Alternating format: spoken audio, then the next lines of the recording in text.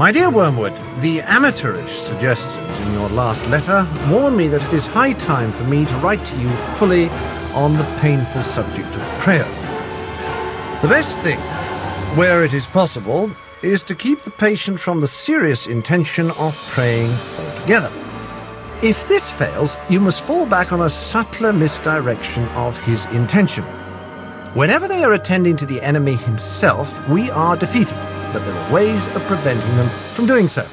The simplest is to turn their gaze away from him towards themselves. Keep them watching their own minds and trying to produce feelings there by the action of their own wills. When they say they are praying for forgiveness, let them be trying to feel forgiven. Teach them to estimate the value of each prayer by their success in producing the desired feeling.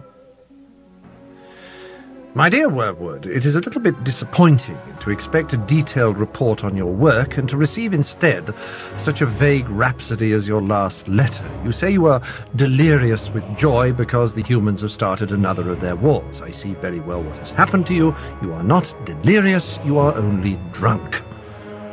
Of course a war is entertaining.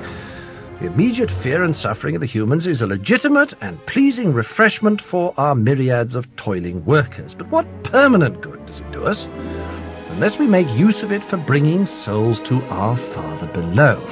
When I see the temporal suffering of humans who finally escape us, let us therefore think rather how to use than how to enjoy this war.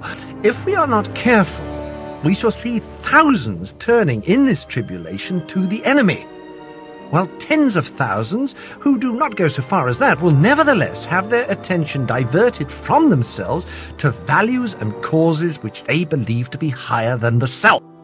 Your patient's age and profession make it possible, but by no means certain, that he will be called up for military service. We want him to be in the maximum uncertainty, so that his mind will be filled with contradictory pictures of the future, every one of which arouses hope or fear. There is nothing like suspense and anxiety for barricading a human's mind against the enemy.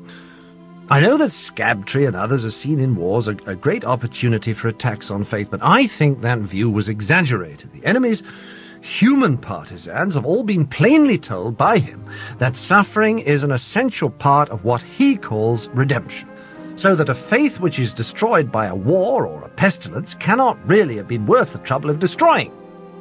Your affectionate uncle, Screwtape.